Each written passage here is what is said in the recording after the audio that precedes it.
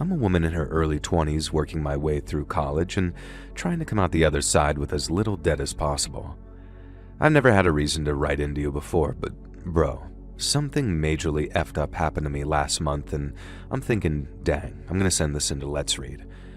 And so I do a bit of this, a bit of that, but one of my hustles is working as an Uber Eats driver when I have spare time from my other jobs or from going to the gym. I always gotta be on that graft, you know what I'm saying, brosif? No, anyways, this one day I get an order that comes up on the app, a McDonald's delivery, and I accept it because I'm nearby. I don't recognize the address, which is odd because I know this town pretty well, but whatever. I took the order, waited longer than usual for the teenage workers to get their thumbs out of their butts and prepare the food, and then off I headed to my delivery location. It turns out it was right at the edge of the perimeter that we're allowed to deliver within, so basically the food was going to be cold as crap when it got there, and still, not my problem, I thought. They ordered it knowing the expected delivery time, and that's what microwaves are for. Now, I only say this because the further I got from the McDonald's, the more run-down and grody the neighborhoods got. We started in a sort of run-down urban area in the first place and then drove through a suburb that looked like it had been cursed by the demon of poverty itself. It kind of looked like the way movies portrayed Detroit when they're trying to emphasize how bad it can be, but also maybe even more abandoned. There was barely any graffiti, which was weird. Like even the criminals and the youth gangs didn't want to hang out in this area, it seemed. And no wonder I'd never heard of the place before. Now, I heard fear being described on a podcast as bone prickles not long ago, and that term struck me as perfect. Driving with this goddamn McDonald's, the smell of fries and Big Macs making me feel kinda sick, I started suffering with the bone prickles. And the moment I heard the guy say that phrase on the podcast, I knew exactly what he meant. It's like when your entire body tingles and prickles thanks to some kind of unspecified fear, and I was feeling this just by driving to the delivery location. Now, eventually I reached this address and it was on the very edge of some rundown suburbia. Now, if this house had been the only occupied property on the block, I wouldn't have been surprised. The rest of the houses were completely dark, boarded up and run down. This one house had light spilling out of every window and chill, relaxing music playing loud enough for me to hear as I pulled up to the curb outside. Some kind of pop punk or something kind of fun. Now, I manhandled the bag that keeps the food warm, although with how long it had taken to arrive at that location, I didn't have much faith in their fries being hot anymore. Again, everything had fallen within the promised delivery time, so no issues there. I hauled butt up the driveway, surprised at how heavy their food order was, and I knocked. It took a few knocks before the volume of the music inside lowered, and the door was answered by a pretty-looking guy, a very reassuring gentleman. Now, he must have been in his mid-20s, and he was wearing a band tee and had a goofy expression that made me think that he might have been stoned. Now, I explained that I was there to deliver the food, and he yelled back in the house that some chick was here with the McDonald's had anyone ordered any food. I explained that that was a pretty large order, so maybe it was for a bunch of them, and he seemed pretty confused by this. Now, he said that there was only 3 of them in the house and they'd recently gotten a delivery pizza, so he couldn't really explain who'd ordered the McDonald's. I showed him the app and confirmed 100% that the address was correct, and he asked me to wait on the porch while he went and checked with the rest of the guys, and so I was just stuck standing there while I heard vague noises from within. Muffled voices turned into banging and almost shouting, and I began to feel that bone prickle again. Eventually, this goofy streamer reappeared at the front door. Now remember, I still had the food in the thermal bag at this point, and he apologized profusely, saying he was an idiot and the other guys had ordered McDonald's as well as pizza, and everything was all good. However, just as I started to unzip the bag, he told me to hang on because they wanted to offer me a tip. I told them they could do it through the app and they didn't have to do it at all, but this guy was absolutely adamant that they were going to give me $10 for the trouble, so if I could just wait on the porch again, he'd head inside and get the cash. Now, who even keeps cash around these days, to be honest? Now, anyways, this time he left the door open just enough for me to see inside. The front door opened into the living room, and I was kind of impressed how clean and frankly awesome the place looked. They had framed posters on the wall, a couple of pinball tables in the corner, and an expensive-looking flat-screen TV. Now, this didn't seem to be the room that they were hanging out in either, and I sort of nosily peered around to see where my new delivery friend had gone to find my tip. Now, I saw him milling about back and forth past the door to what seemed to be a kitchen, and then calling out down a set of stairs to what looked like a basement. I wondered if they had an even more impressive home theater system down there or something, and I wondered if it was just one of those cases where someone with money buys a house that looks run down from the outside in an abandoned neighborhood area and then just uses the crappy exterior to actually mask a really awesome dwelling. Now still, it was none of my business. Now eventually my new friend came back with $10.69 and I just politely laughed at the obvious joke. Now I finally fished out the huge bags of McDonald's out of the insulated bag and I could tell already that by now they were cold, and I figured I just wouldn't make mention of it. This guy had kept me on the porch long enough at this point. Now after thanks and some goodbyes, I headed back to my car, got in, and then checked for more jobs. There was another one at the same McDonald's, so I figured why not. It had just come through, so by the time I reached the restaurant, the order should be ready. So I started to drive off. I have one of those reversing cameras in my car, and I admit I rely on it a little bit too much, so my rearview mirror isn't perfectly aligned like it should be. Instead, it lets me view the back seat, something I'd adjusted for it recently when I was taking my niece and nephew out for, ironically, McDonald's. And as such, glancing into the rearview mirror allowed me to notice that there was someone lying on the floor in the back seat. Now, I could tell he was a guy in his mid-20s, and I also could tell that he was holding some kind of weird knife, and I don't know how to describe it. It was clearly some type of kitchen implement, but I'd never seen a knife like that before. And I suddenly realized that the delivery customers had kept me at the door for so long without turning back to my own vehicle that it could have allowed one of them to actually slip inside.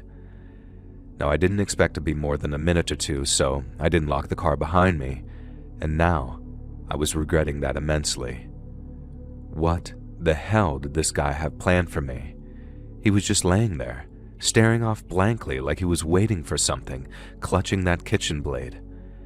Now, obviously, whatever he had planned was nothing good, and the first thing I did was I decided to do a stop looking in the rearview mirror, and I didn't want him to see that I'd seen him. Now, obviously, this was all happening within a split second.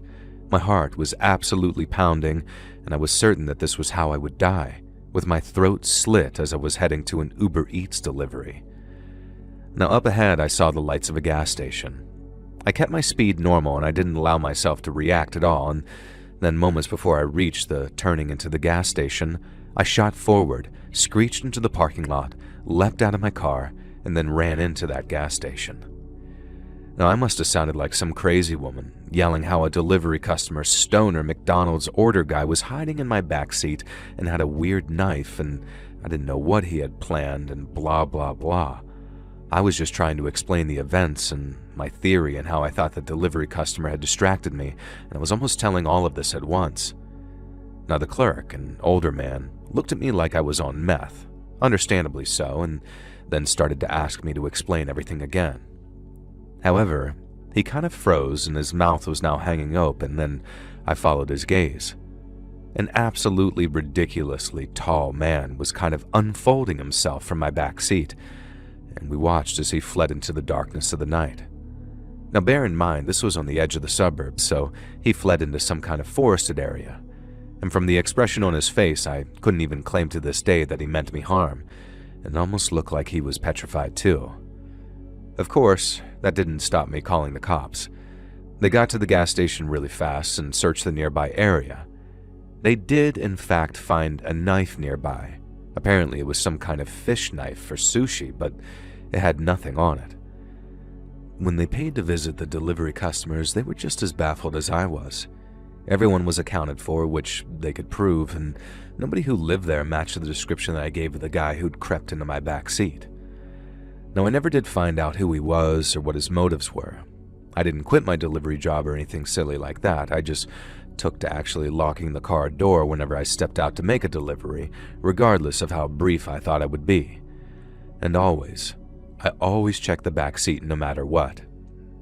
Something tells me that the guy hiding out in my car didn't mean me harm, but the look of fear and alarm on his face as we watched him flee makes me think that someone out there would have done us more harm than I can even fathom if they'd found it. It's one of those creepy mysteries that I'm grateful didn't turn into an unsolved murder and has finally given me something to write into you about.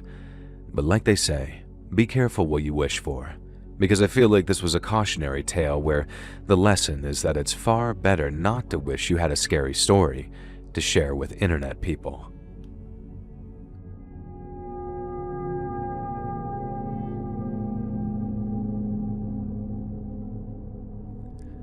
So I'm from England, and I won't say where so as not to dox myself or lose my job, but I'm a postwoman, or a postie as we say here, and I love my job.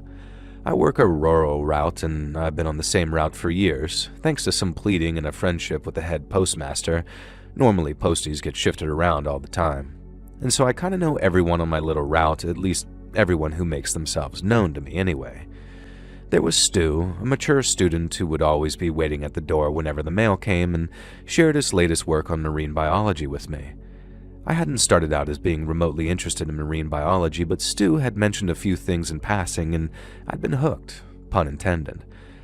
Now there was old Mrs. Rader, who always seemed to have some insane medical ailment which she'd relay to me with the greatest of glee, and I became convinced that she was a medical miracle.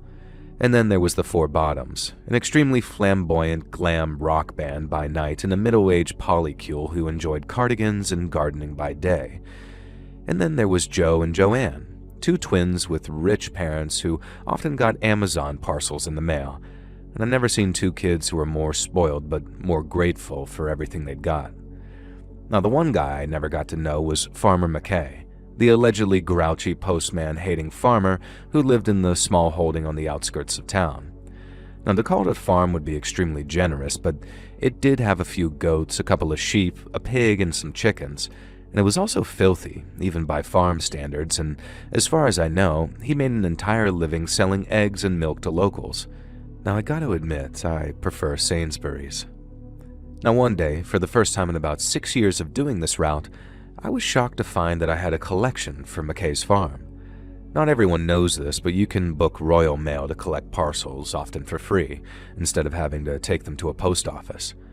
McKay had booked a free collection with instructions absolutely not to knock and disturb him, but instead find the package in an outhouse which he kindly uploaded a picture of so there was no mistaking it. Now, I made sure that I wore my wellies that day as I didn't fancy wading across the sludge that McKay called a yard. It turns out I made the right call because the mud leading to the safe place outhouse was almost up to my ankles.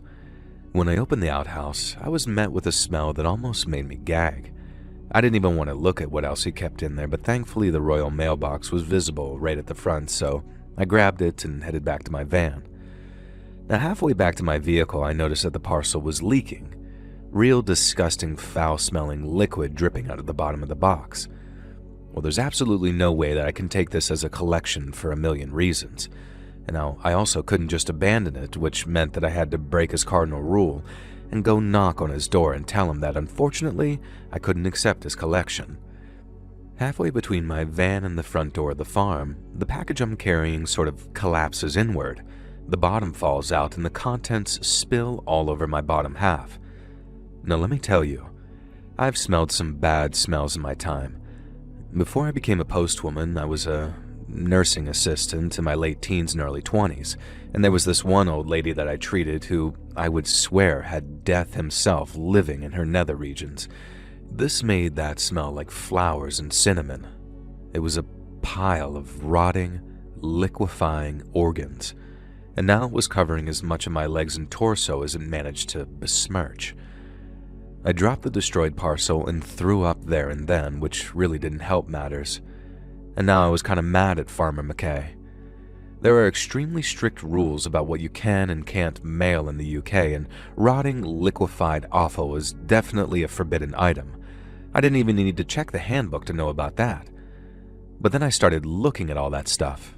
Maybe my imagination was running away from me, but I was sure that I could make out part of a human spine among the gore. An eyeball winked out at me, clearly fresher than some of the other unspecified parts that covered me, the ground, and everywhere. Now, I suddenly got this idea that McKay was trying to use the Postal Service to hide evidence of a crime. And standing out there in the open in the center of this small holding in the middle of nowhere, I suddenly felt very vulnerable and exposed. At this point, I didn't know what to do.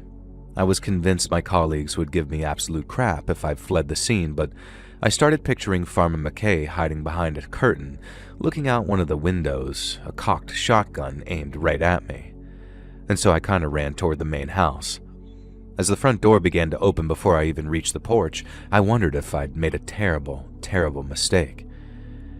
But the man who stood on the doorstep wasn't Farmer McKay. I could see the resemblance, but he was a much younger man, and as he took in the sight of me covered in those organs and trembling in fear, I could see genuine guilt and regret on his face. He didn't invite me inside. You can hardly blame him. I was dripping in unspecified corpse juices. But there on the doorstep, he explained that Farmer McKay had been taken away by doctors the day before after increasingly strange and erratic behavior that had gone unnoticed by his family. He apologized profusely for the parcel collection being overlooked because they should have known that something was awry. McKay never sent packages. I was severely shaken, not least because I couldn't face the idea of getting in my beloved post van covered in this. And thankfully, the grandson, as that's who he turned out to be, helped me hose off the worst of it before I headed back to my van. It's what I saw in the back that really caused this to be a scary story, though.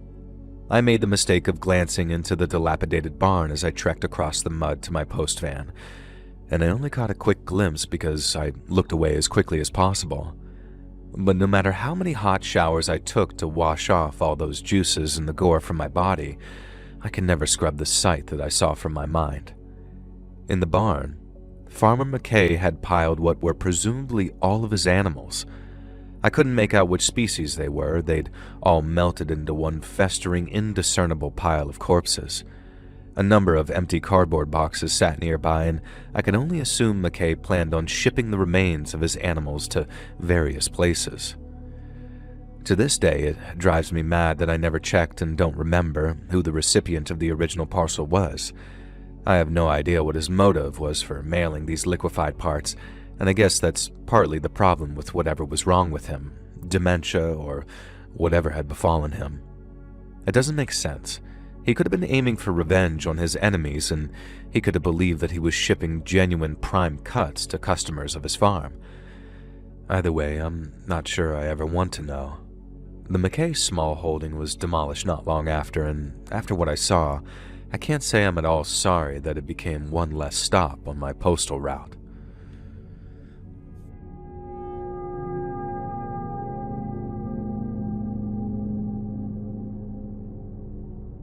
So I'm not much of a storyteller, so I'll try my best here, but I've always wanted to try my hand at putting this story down on paper. In the early 90s, I was a bicycle courier for a local mom-and-pop pizza joint here in New York City. I got in the job while I was still in high school, thanks to my dad being a regular customer at the store and getting to know one of the owners, the husband, who we'll just call Pop Soul. Pop and Mama Soul ran the pizza joint and had been running it for as long as I can remember. It had been my favorite pizza place ever since I was a little kid, and I'd even had a couple of birthday parties there, even though I was only really designed for a handful of dine-in customers. And then beyond that, it became a staple that every birthday, same for my sister, we'd get copious amounts of Soul pizza pies. That's not to mention the pizzas we'd get just because, good God, once you tried Soul's pizza, nowhere in NYC compared. Now, my brother, who'd left home by the time I was 6 or 7, never seemed to eat at that pizza place, and when I asked him one time, he just said that he wasn't a fan of a lot of things about them, quote-unquote. So one day, my dad calls me aside and says, "Son, I got you your dream job." Now, at the time, I wanted to be a military sniper, an F-18 pilot, or a pro street racer or something like that, but I was pretty sure that Dad hadn't hooked me up with something like that. But when he told me that I was going to be a bicycle delivery boy for Soul Pizza, I was almost as psyched, especially because this meant that I got one free pizza a week and a 10% discount off orders like all the time. And I got to ride my bike all over the city, something I loved doing anyway, while getting some cash in my pocket to see me through the last year of high school. What could be better, I thought. and things went absolutely smoothly with Soul Pizza for the first month or so. According to Pop Soul, I was, quote, the best goddamn bike boy they'd ever had, and hiring me was the best decision he'd ever made since marrying Mama Soul. And considering he had kids and had no doubts made other major decisions since then, I wasn't sure I believed all this praise, but I wasn't going to argue if Pop wanted to keep me sweet.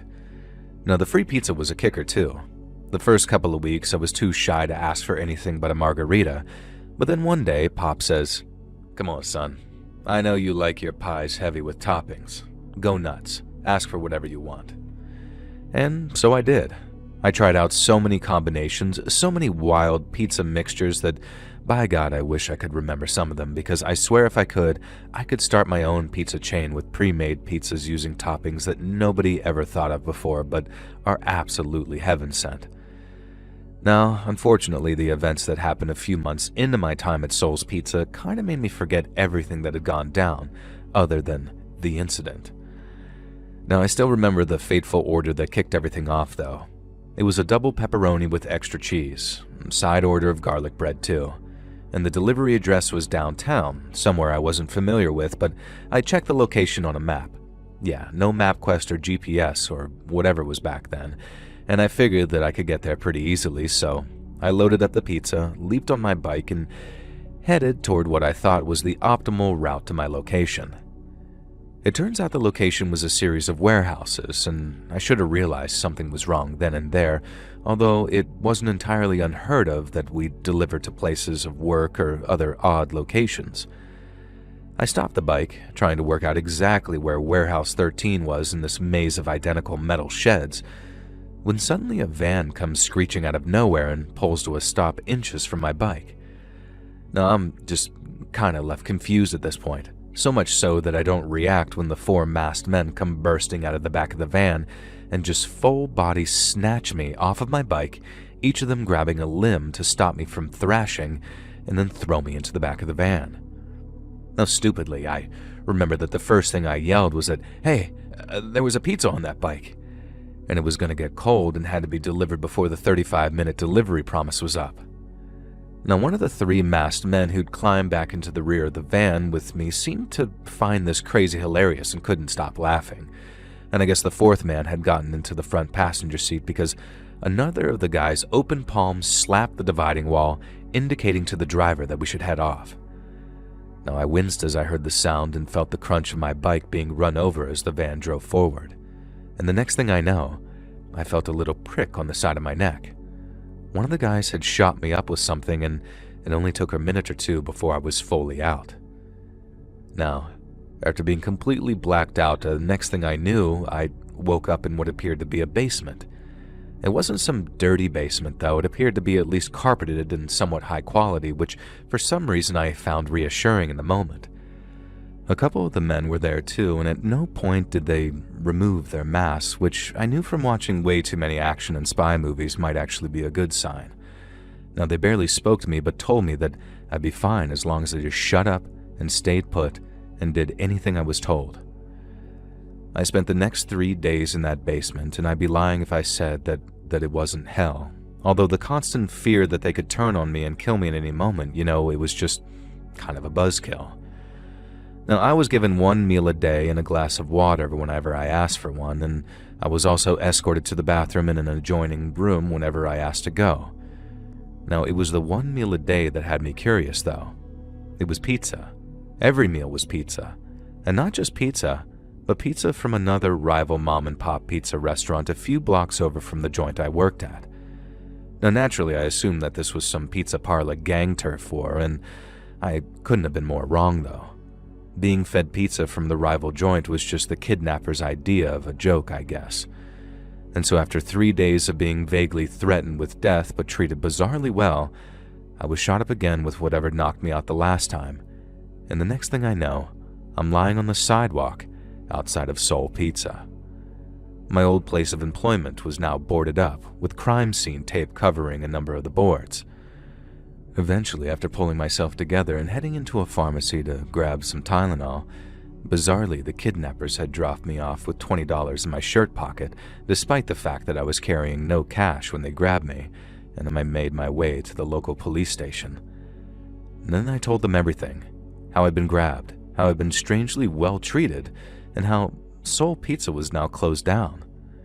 Now, the desk sergeant was really weird and strange when he responded, like I really had to encourage him to take the details of my story down. And eventually he did so, going through the motions, but then he gave me this sort of knowing look and told me that I should count myself lucky, because the people I worked for, the lovely elderly couple who had been a pizza joint staple since I was a kid, were not good people at all. He then explained that there had been a police raid while I was kidnapped, and wasn't that weird and lucky that I hadn't been caught in the crossfire and ended up safe. And then he asked me to pass his regards to my much older brother, who himself was a cop working vice at another department. Now, it was all incredibly baffling and strange, at least until I spent some time thinking about it. You see, I'm pretty sure that the guys who kidnapped me were the cops, doing a favor for my brother, and I think he'd want to ensure that I wasn't wrapped up in all of that. And so instead of doing what any sensible brother would do by taking me aside and explaining things, he had his cop friends kidnap me and scare me half to death as a way of ensuring that I didn't accidentally get shot and killed. And that's the best case scenario I can come up with anyway. Everything else results in me coming even closer to almost dying, and that's all too hard to comprehend. My brother has sadly passed away now, so I can't ask him, but I'd like to think that he was my guardian angel that day. Otherwise, it was mere luck and the grace of God that prevented me from losing my entire life over becoming a pizza delivery boy from my favorite childhood restaurant.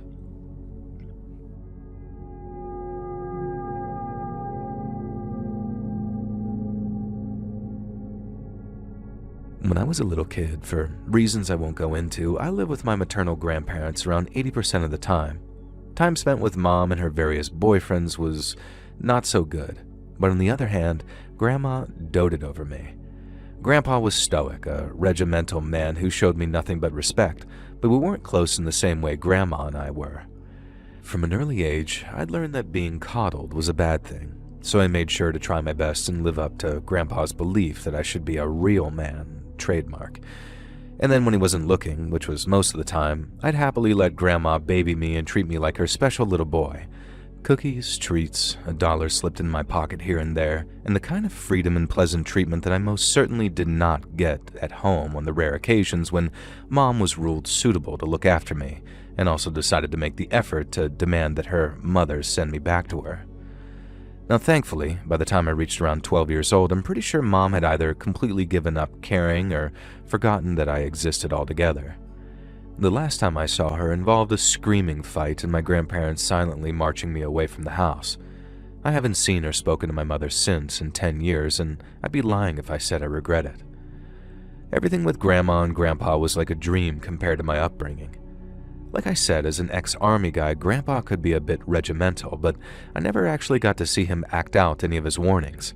I think he just felt like he should make vague rumblings about being a strict father figure.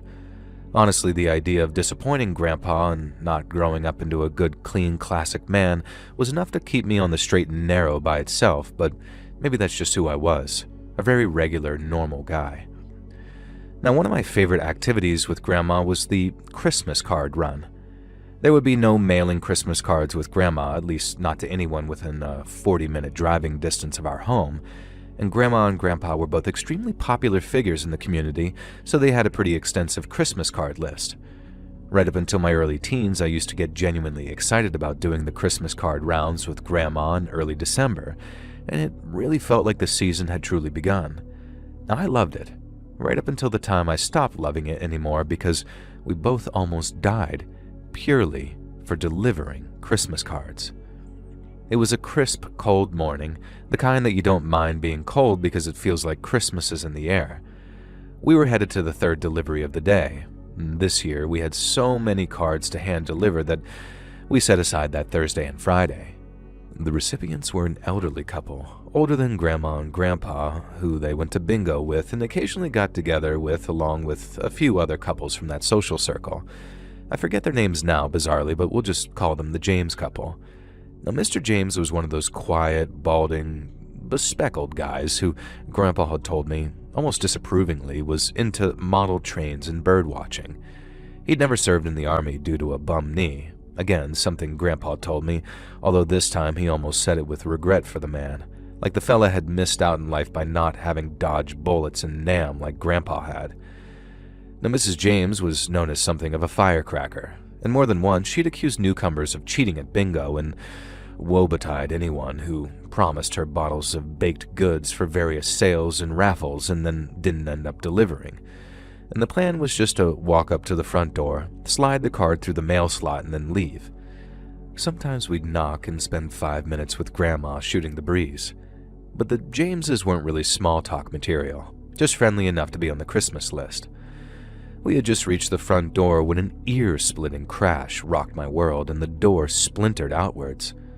I dove left, Grandma dived right, and it's a miracle neither of us were hit. We were both disoriented from the sound of the shot, which left us with a kind of disorienting tinnitus, and over the din we could hear Mrs. James yelling, seemingly at Mr. James about the hussy he'd been seeing. More shotgun blasts could be heard from inside the house, and Mr. James was arguing in an almost infuriatingly calm voice that Mrs. James needed to be reasonable about this and understand that men have needs and that she meant nothing to him. Now to this day I have no idea why Grandma didn't just force us to hightail it back to the car, but she always was a bit of a gossiper. Instead, she encouraged me to crouch down, hidden behind a brick wall, and we listened as the James couple argued with each other, punctuated by shotgun blasts that didn't seem to come close to hitting their targets, but were shooting splinters out of the wooden walls, blowing out windows and all sorts of stuff. Now how Mr. James had the absolute balls to face down his obviously insane wife, I'll never know. All I can assume is that he was somehow 100% confident that she wouldn't shoot him. However, they had no idea anyone was outside, and while Grandma made me crouch there, gathering the gossip while I trembled in complete terror, another shotgun blast came bursting through the window right above my head. Now, a piece of the buckshot even clipped my ear, I think, and I started screaming, thinking I'd been shot. And that's what shook Grandma out of her lunacy. She had to get her grandson out of there, and get me out of there she did. And with superhuman strength, Grandma swooped me up over her shoulder and power ran toward the car, successfully managed to open the driver's side door and throw me through in one fell swoop. And then she dived in behind me, and finally, we drove around the block from the James's house. Now these were the days before cell phones, but thankfully someone had called the cops, and suddenly screaming sirens and lights came charging down the street. Grandma said that was our cue to leave because we had too many cards to deliver and not enough time to give a statement to the police, and besides, they never even know we were there. A long story short, I had nightmares for months afterwards about delivering Christmas cards that blew up in my hand. Mrs. James was charged with criminal damage, neglect, and mishandling of a firearm, but received a suspended sentence. This was aided by the fact that Mr. James did not press charges, and in fact the couple stayed together after all that ordeal. Grandma and Grandpa avoided them as best as possible at bingo, though, and did not socialize with them anymore. They never admitted to the couple that we'd been there that day, and frankly, I'm glad because I'm not sure that I could have stomached having to face Mrs. James again as she tried to apologize for almost accidentally killing us. We still continued delivering Christmas cards together for the next few years, until my high school studies meant that I was a little too busy to spend as much time with Grandma. But I'm happy to report that after that insane shooting incident, Grandpa removed the Jameses couple from her Christmas list, and we never had to deliver to them again.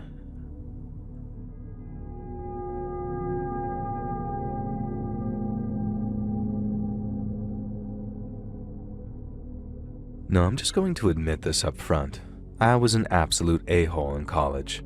Like the kind of smug, not quite rich jokester, prankster who thinks he's way funnier than he is. And I'm also glad this was around 15 years ago because a few years later and I genuinely think that I would have tried to launch a career as one of those intolerable YouTube pranksters. You know the ones I'm talking about. Now thankfully my pranking days extended solely to being the class clown. And this led to a certain fraternity paying attention to me and encouraging me to pledge, so I did. Honestly, I loved the hazing. I was the one getting pranked, sure, but it made me the center of attention, and I was always up for going a step further than my fellow pledges. Now looking back, I probably came across like the most cringe tryhard imaginable, and the frat bros scouting me out must have thought that they'd lucked out with a clueless gooner like me. Now, I still wonder to this day whether if things had turned out differently, I would have been rejected from the fraternity anyway, and I kind of think that maybe I would have as the ultimate prank.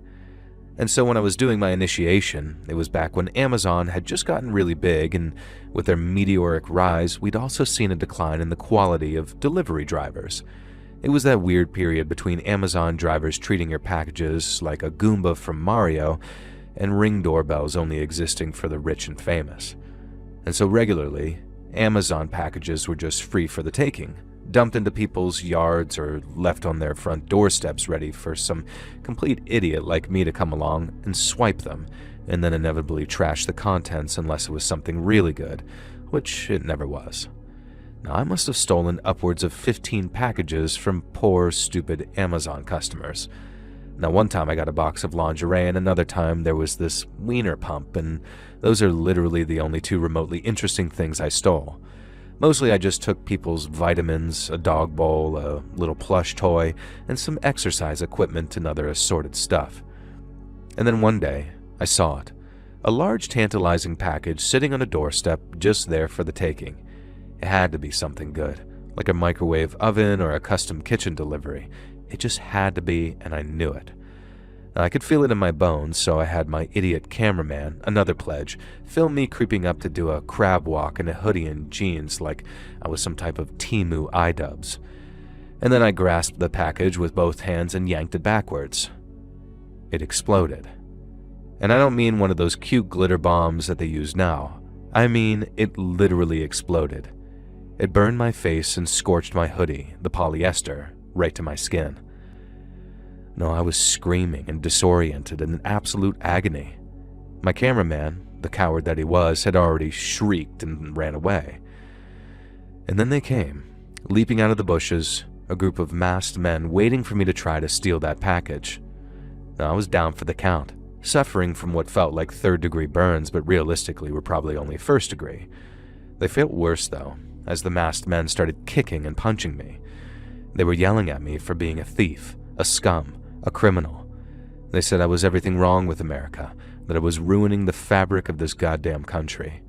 All because I tried to steal an Amazon package as part of a fraternity prank. And you know what? I can't disagree with them. I was a prick, and I deserved a kicking. And I can't say I deserved the shattered eye socket or the permanent limp or the shattered arm that required a metal rod to hold it together, and maybe that punishment was a bit extreme. But at the time, I did convince myself I deserved it. And the paramedics were called by a neighbor, obviously, long after the masked men had disappeared. But I told them I was jumped by a gang of young people from a rival college, and no, I had no idea who they were, and I preferred that they didn't pursue the crime if possible. And the cops honestly seemed all too happy to oblige. Less work, less paperwork, I guess. And I really did convince myself that I had it coming, and maybe I was right. Maybe I did. But here's the really weird part, though. I went back to that house months later, and I wasn't sure if I'd approach or not, but I decided to just watch from my car for a while. Maybe it had new owners. Maybe this wasn't who I tried to steal the package from. But the people living in the house now were a young family with 2 young kids. None of them seemed like the type to be involved in a violent assault. And so to this day, I don't know if I was targeted by someone related to the household or a group of violent vigilantes who were going after people like me. Now, the latter idea is kind of terrifying because it kind of makes me wonder, what if they decided that I haven't changed my ways enough and come after me again? Now, I've tried my best. I've tried to be a clean living boy, and one thing's for sure. I did not pursue joining that fraternity after all, and a regular dorm room and weekly chess club is all the excitement I want in my life. Thank you very much.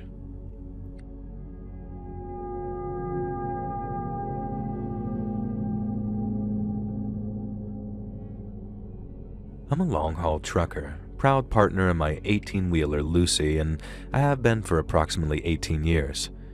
This story I've got to share is from my first few years on the job when I was still a little youngling, excited by everything and not yet world-weary, as they say. I love the CB radio for one, and I'd always have a chat with fellow drivers if anyone was acting particularly talky on a given night. These days, I barely bother to answer it unless I'm really bored because, frankly, most other people are boring as dog crap and I have no interest in what they have to say. Now back then, though, there was this other trucker who'd often be yammering away on the CB, mostly to himself. He went by the name of Boxcar Willie, I guess probably after that singer. Now we didn't use real names, we just had call signs. Mine was effing Ironhide, like the Transformer, but also because I thought that I was a clever bastard calling myself Ironhide when I spent 80% of my working hours sitting on my butt driving that truck. Boxcar Willie isn't hugely important to the story, but he is important, so just bear with me. Now, when this all began, me and Boxcar Willie were chatting away about some of the dumbest crap imaginable. Aliens, Bigfoot, chupacabras, all that kind of stuff. And to this day, I don't know if he was screwing with me, but Willie claimed that not only did he believe in all of this stuff, he had evidence of it in the remote trailer he lived in when he wasn't off trucking. Occasionally another trucker would chime in to let me know that Boxcar Willie was full of dog do and he was just winding me up. But Willie played it dead straight. He swore blind that he'd come face to face with Bigfoot one time when he'd had to stop for that hairy fella in the middle of the dark mountain road. But Christ, who knows? The point is, all this talk about Bigfoot and cryptids for some reason made me hungry as hell, so when the next rest stop sign lit up, I decided that I was just going to pull in and get myself the biggest hot dog man has ever seen, or at least the biggest one that the gas station sold. So that's exactly what I did. The dogs had clearly been cooking on that spinning grill for way longer than is healthy, and they looked about as appetizing as a shrunken head, but I didn't care. I got 2 of them. Piled them ass-high with onions, mustard, and ketchup, and then threw in one of those crushed ice slushies, a huge one, and fumbled my way back to my truck. I pulled out of that rest stop and proudly told Boxcar Willie and whoever else was listening that I just landed the best pair of dogs this side of the Midwest. I may have been exaggerating on that title a little, and weren't they just jealous? Now, of course, Willie had a story about this one time that he found a roadside hot dog seller who only appeared once every 10 years or some nonsense. He was entertaining if nothing else, biggest liar you ever met who wasn't a politician. Now anyway, my route is pretty straight and clear for the next 100 miles, so I'm feeling pretty safe about munching down on one of my overcooked dogs, wrapped in a bun that was even more disappointingly stale than I'd hoped for. And that's when I heard it, a noise from behind me from inside the trailer. Of course I made the mistake of telling Boxcar Willie, who began to psych me up with tales of cryptids and ghouls who preyed on truckers. Now naturally this was a load of horse manure, but I was unsettled by the sound, if only because I was driving an extremely straight bit of road and I didn't like the idea that some cargo actually came loose. Now after a while the sound stopped and I figured whatever it was had kind of sorted itself out. Now I forget what I was carrying at the time, but it was kind of a heavy electrical goods situation that couldn't really easily get damaged, so I paid it no mind and carried on driving. And then I heard some more noise from behind me. I listened real hard, but by now I'm convinced that there are footsteps in the back of the trailer. I mentioned this to Willie, who of course has a story of something similar, only this one gets under my skin and actually spooks me. Can't even remember the crap that he shared at the time.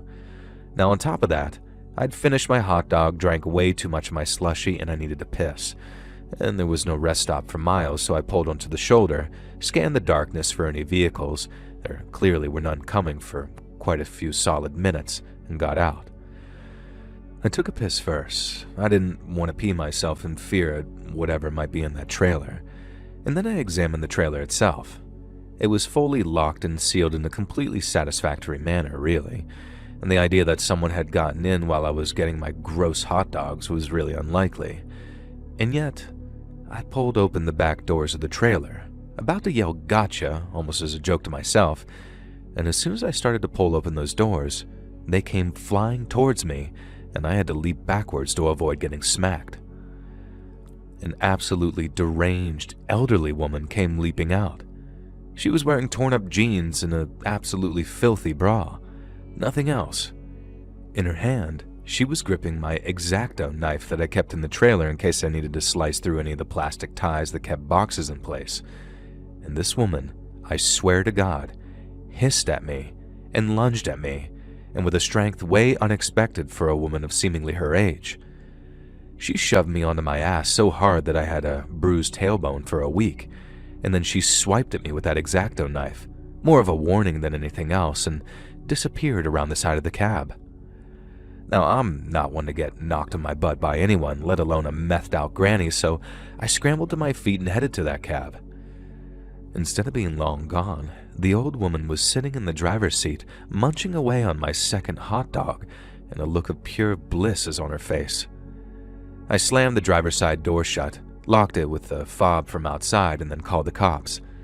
Thankfully, I did actually have service, and it took them over an hour to show up, during which time I watched as the meth-head grandma ate my hot dog, finished my slushie, and then just fell asleep behind the wheel of my 18-wheeler. And when the cops finally got there, they picked her up. They couldn't get any straight answer out of her about how she'd gotten into my trailer, and she apparently couldn't even speak English at all. I checked the cargo, and she'd done no damage to anything back there, so when the cops asked if I wanted to press any charges for assault, I just decided against that, so long as they made sure that she got the help that she clearly needed. Plus, I had a deadline to make, and I was already a whole bunch behind schedule. As I finished my delivery, I shared that story with the CB radio, and you can best believe that Boxcar Willie had some kind of bat crap story about a ghostly woman who matched her description, but this time, it was the first time I could see through the fact he was clearly making it up on the fly. His silly ghost stories were nothing compared to the real fear of facing down an unhinged woman being with a sharp weapon, never knowing how they'll react. I hope the old lady got the support she needed. I try not to think about how she got into my trailer. I'm pretty sure she must have snuck in when I originally loaded the cargo, which meant that she'd been back there for a good 6 hours before I caught her. Now, I'm just glad things played out the way they did, and some poor worker boy at the end station didn't end up taking a blade to the throat.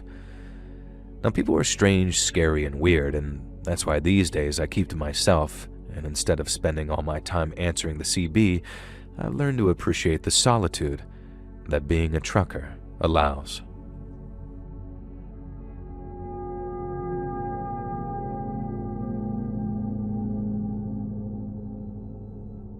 This happened to my dad back in the 1960s, and he's given me permission to share it with you.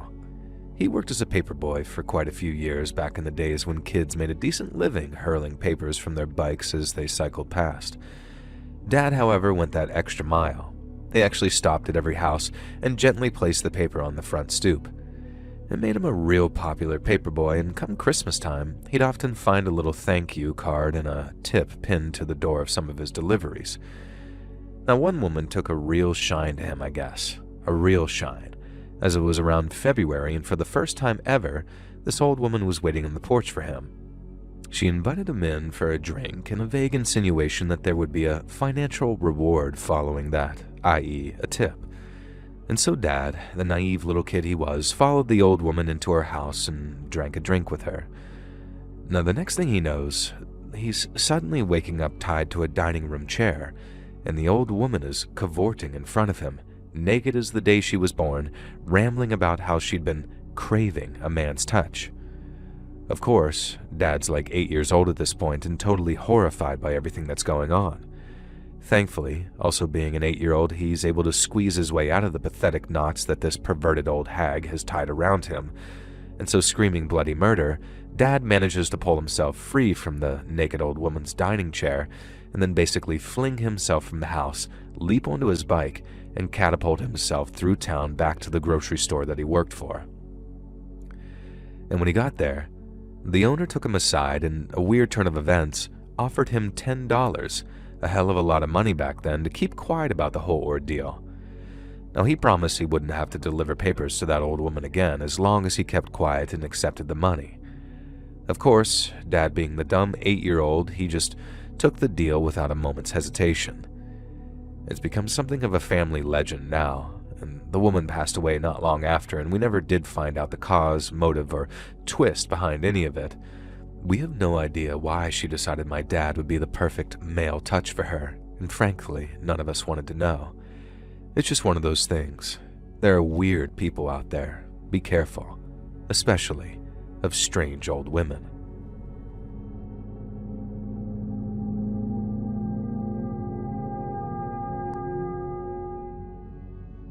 So something absolutely insane happened to me the other day, and I don't know who else to tell other than the cops, obviously, which I haven't done, and I hope you'll understand why.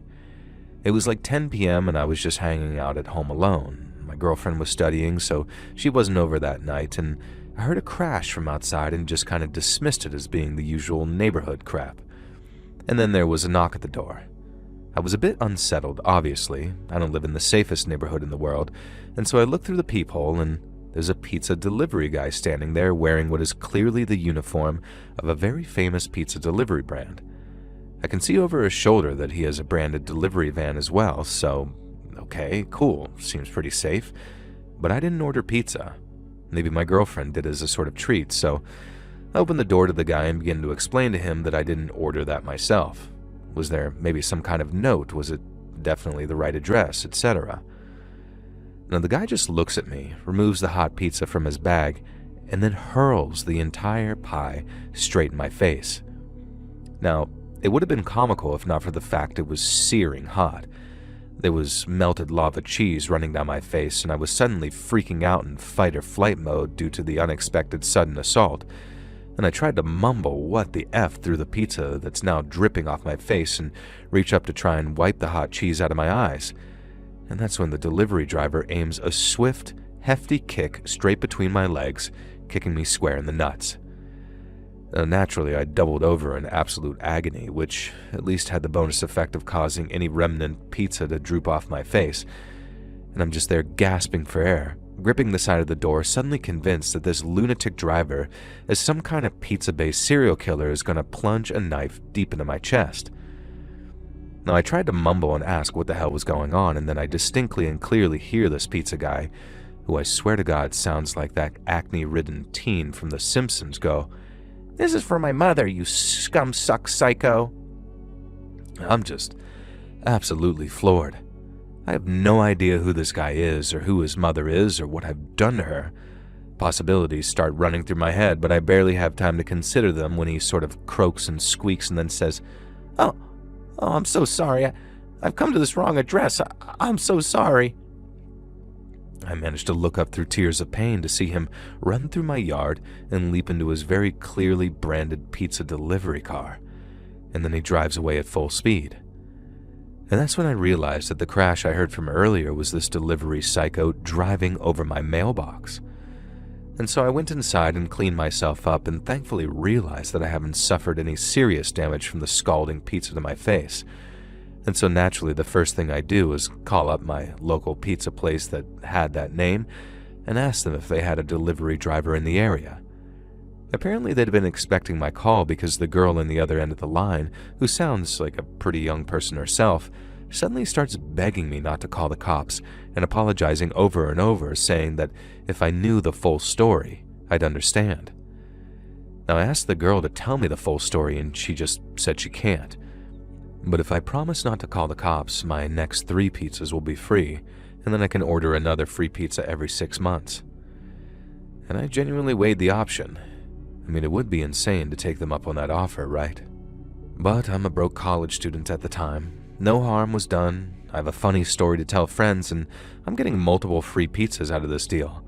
Plus, if someone has screwed with my mom in the way that was serious enough to cause this guy to act like this, I guess I can probably sympathize.